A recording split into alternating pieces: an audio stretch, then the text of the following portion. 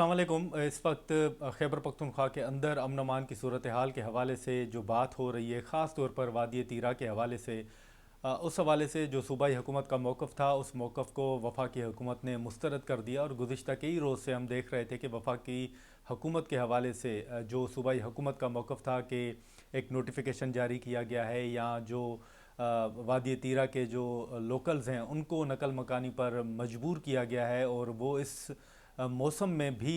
नकल मकानी करने पर मजबूर हैं। उस हवाले से आज वफाकी वज़ीर ख्वाजा आसिफ अता तारड़ साहब और इख्तियार वली ख़ान साहब ने अहम प्रेस कॉन्फ्रेंस की, और उसमें जो सूबाई हुकूमत का मौक़िफ़ था वो मुस्तरद किया। उन्होंने तो वाज़ेह कर दिया है कि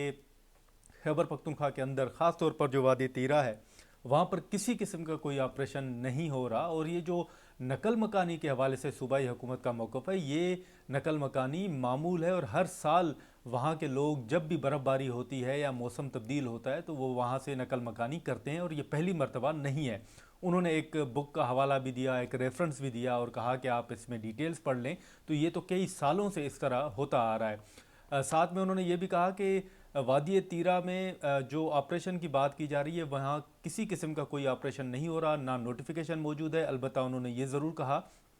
कि वहाँ पर 500 से ज़्यादा जो टीटीपी के लोग हैं, जो फैमिलीज़ हैं, वो वहाँ पर मौजूद हैं। और साथ में उन्होंने जो बाकी बयानात थे सूबाई हुकूमत के, उस हवाले से भी गुफ्तगू की गई, और कहा गया कि खैबर पख्तूनख्वा के अंदर ख़ास तौर पर वादी तीरा में किसी किस्म का ऑपरेशन नहीं है, लेकिन इस तरह का नैरेटिव बनाकर ये सारा मलबा जो है वो वफाकी हुकूमत और फ़ौज पर डालने की कोशिश की जा रही है। तो हमने देखा कि इससे पहले DGISPR ने प्रेस कॉन्फ्रेंस की थी, और जब उनसे सवाल हुआ था कि सोहेल आफरीदी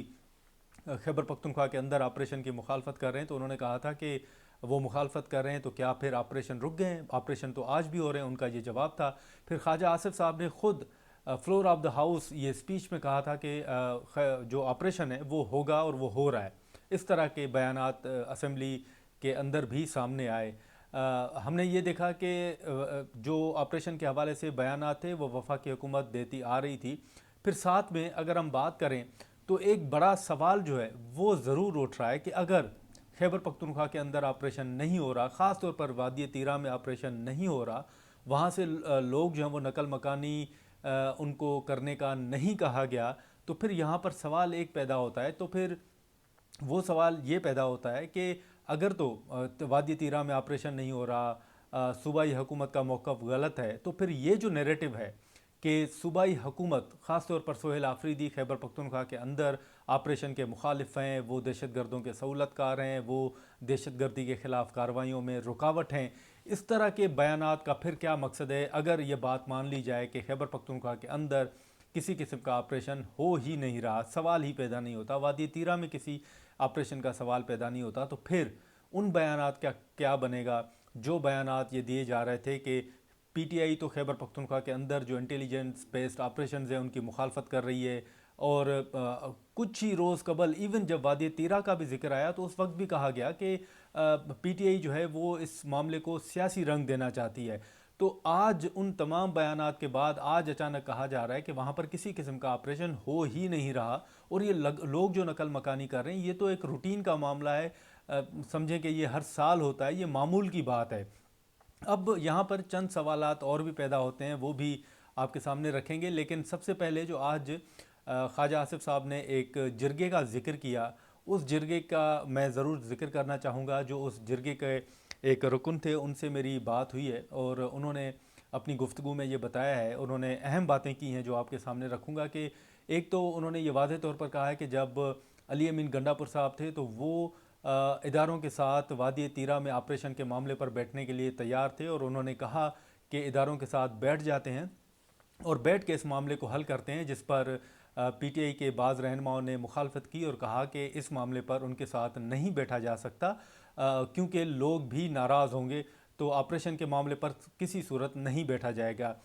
तो उनके मुताबिक उन्होंने इनकार किया अली अमीन गंडापुर को, और वो मुलाकात फिर नहीं हुई। उसके बाद फिर इमरान खान ने एक पैगाम भेजा था कि जो लोकल्स हैं उनको एतमाद में लिया जाए और उनसे बात की जाए। तो उसके बाद जो मौजूदा वज़ीर आला सोहेल आफरीदी हैं वो थे, और चंद अरकान और भी थे, वो उन्होंने लोकल्स के साथ मुलाकात की। एक जिरगा हुआ, उस जिरगे में वज़ीर आला सोहेल आफरीदी भी मौजूद थे और वहाँ पर जो लोकल्स थे, वहाँ के जो अमायदीन थे, उनके नाम दिए गए। उस रुकन ने जो हमें बताया कि उनको नाम 7 से 8 नाम जो हैं वो दिए गए कि पीटीआई की जानिब से ये लोग जिरगे का हिस्सा होंगे। और उस रुकन के मुताबिक वो खुद भी इस सारे अमल का हिस्सा रहे और 2 जिरगे हुए और दोनों जिरगों में ये मामला हल नहीं हुआ। और जो आखिरी जिरगा हुआ था, उस जिरगे के होने से पहले जो तीसरा जिरगा था, जब वो उस जिरगे का एक इजलास होना था, तो उससे पहले वो जिरगे के तमाम अरकान को सोहेल आफरीदी साहब के साथ मुलाकात के लिए ले आए। सोहेल आफरीदी के साथ मुलाकात हुई और सोहेल आफरीदी ने ये कहा कि आप लोग जो भी वहाँ के लोकल्स हैं, जो लोग हैं, उनके साथ बातचीत करें। अगर वो रज़ाकाराना तौर पर वहाँ से नकल मकानी करते हैं तो सूबाई हुकूमत उन्हें फैसिलिटेट करने के लिए तैयार है। अब यहाँ तक जो वफाकी हुकूमत का मौक़िफ़ है वो दुरुस्त है कि सूबाई हुकूमत जो है वो ऑन बोर्ड थी, सोहेल आफरीदी ऑन बोर्ड थे और उन्होंने खुद कहा था कि आप लोकल्स के साथ बात करें, अगर वो वहाँ से नकल मकानी करते हैं तो सूबाई हुकूमत उनको फैसिलिटेट करेगी। लेकिन उस रुकन के मुताबिक जब वो तीसरा जिरगा हुआ जो कि आखिरी हुआ और उसमें कुछ इदारों के लोग भी उनके मुताबिक मौजूद थे और उसमें फिर 3 ऑप्शंस जो हैं वो सामने आए। उस रुकन के मुताबिक उसमें एक ऑप्शन इदारों की तरफ से ये आया कि या तो आप लोग हथियार उठाएं और उन दहशतगर्दों के साथ लड़ें। दूसरा ऑप्शन ये था कि या फिर आप नकल मकानी करें, इलाका खाली कर दें। और तीसरा ऑप्शन उस रुकन के मुताबिक कि या फिर हम इस इलाके से चले जाते हैं। तो उस रुकन के मुताबिक उन्होंने जो पहले 2 ऑप्शन थे उनकी मुखालफत की और कहा कि ना तो वो हथियार उठाएंगे और ना ही वो नकल मकानी करेंगे, अलबत्ता वो पुलिस के ज़रिए इस मामले के हल के लिए तैयार हैं, इस मामले से निमटने के लिए तैयार हैं। तो उस रुकन के मुताबिक फिर उसके बाद कोई जिरगा नहीं हुआ और ना ही उस जिरगे में कोई फ़ैसला हुआ कि वादी तीरा के लोग जो हैं वो नकल मकानी करेंगे और ये इलाका खाली किया जाएगा, यहाँ पर ऑपरेशन होगा। और ये भी कहा गया है कि ये प्योरली जो डिसीजन है वो इंतज़ामिया का है, इदारों का है और सूबाई हुकूमत का इसमें कोई किरदार नहीं है, क्योंकि जो जिरगा तश्कील दिया गया था उस जिरगे में इस हवाले से कोई इत्तफाक नहीं हो सका था, जिसके बायस सूबाई हुकूमत जो है वो इस मामले की रिस्पॉन्सिबिलिटी नहीं ले रही। तो अब उस मामले के बाद उनके मुताबिक ये जो फ़ैसला हुआ है ये हमारा फ़ैसला, सूबाई हुकूमत का फ़ैसला नहीं है और अब जो नकल मकानी हो रही है वो ज़बरदस्ती हो रही है। लेकिन सूबाई हुकूमत का मौक़िफ़ अपनी जगह, आज जो वफाकी हुकूमत ने मौक़िफ़ रखा वो भी बड़ा अहम है। लेकिन उस मौक़िफ़ के साथ साथ जो हमने देखा कि DGISPR की प्रेस कॉन्फ्रेंस थी, ख्वाजा आसिफ साहब के बयानात थे, फिर इख्तियार वली ख़ान साहब के अपने, अता तारड़ साहब के अपने बयानात हैं। उन बयानात में मुसलसल PTI के हवाले से ये बात की जा रही थी कि वो खैबर पख्तूनख्वा के अंदर ऑपरेशन के मुखालिफ हैं, वो दहशतगर्दों के ख़िलाफ़ कार्रवाइयों के मुखालिफ हैं, वो इंटेलिजेंस बेस्ड ऑपरेशन के मुखालिफ हैं, वो दहशतगर्दों के सहूलतकार हैं। और आज ये कहा जा रहा है कि खैबर पख्तूनख्वा के अंदर वादी तीरा में तो किसी किस्म का कोई ऑपरेशन हो ही नहीं रहा। तो ये चंद सवालात ज़रूर हैं और हमने देखा कि इस हवाले से हमारी जो PTI के रहनुमा हैं उनसे गुफ्तगू भी हुई है। आज जो ख्वाजा आसिफ साहब ने प्रेस कॉन्फ्रेंस की उसमें 4 अरब रुपए की जो मंजूरी दी गई है उन नकल मकानी करने वालों के पैकेज की सूरत में, उनकी इमदाद की सूरत में, उस हवाले से भी सवालात उठाए गए हैं कि वो बताया जाए कि वो कहाँ पर इस्तेमाल हुए हैं 4 अरब रुपए और कितने और कहाँ कहाँ इस्तेमाल हुए हैं। तो उस हवाले से अली मोहम्मद ख़ान से हमारी गुफ्तगू हुई थी और उन्होंने कहा कि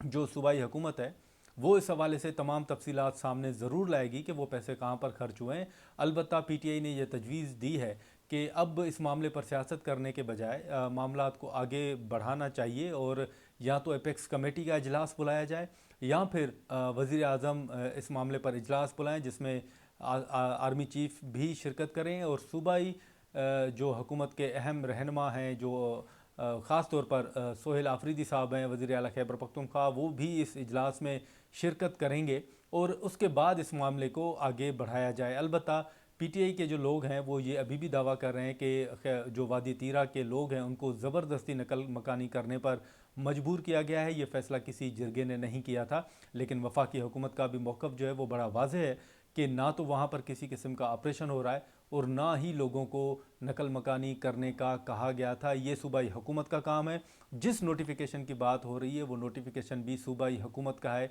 वफाकी हुकूमत ने किसी किस्म का कोई नोटिफिकेशन जारी नहीं किया। अब ये मुख्तलिफ बयानात जो हैं वो तो सामने आ रहे थे, वफाकी हुकूमत ने अपनी पोजीशन वाज़ेह की। अब इस पर सूबाई हुकूमत का मौक़िफ़ देखना होगा कि वो क्या सामने आता है। अलबत्ता जो जिरगे के हवाले से चंद नुकात थे, जो अली अमीन गंडापुर की पोजीशन थी, सोहेल आफरीदी की पोजीशन थी, वो हमने आपके सामने रखी। वफाकी हुकूमत का मौक़िफ़ भी आपके सामने रखा। अब देखना ये होगा कि फिर जो सूबाई हुकूमत की जानिब से जब डिटेल सामने आती हैं तो वो क्या सामने आती हैं, क्योंकि शेर अली अरबाब से जब हमारी गुफ्तगू हुई थी तो उन्होंने ये कहा था कि नकल मकानी के हवाले से या ऑपरेशन के हवाले से 11 कोर का जो ख़त है चीफ सेक्रेटरी को, सूबाई हुकूमत को, वो रिकॉर्ड का हिस्सा है और वो खतूत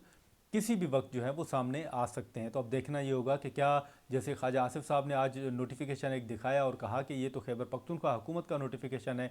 वफाकी हुकूमत ने तो किसी किस्म का नोटिफिकेशन जारी नहीं किया, तो क्या फिर सूबाई हुकूमत भी वो खतूत सामने लाती है जिनका वो दावा करती है या नहीं। और जो बात की जा रही है फ़ंड्स के हवाले से, 4 अरब रुपए के हवाले से, उस हवाले से जो वफाकी वज़रा ने ये कहा है, मुस्लिम लीग नून के रहनुमाओं ने ये कहा है कि बताया जाए कि वो रकम कहाँ इस्तेमाल हुई है, तो उस हवाले से अब पीटीआई का जवाब भी देखना होगा।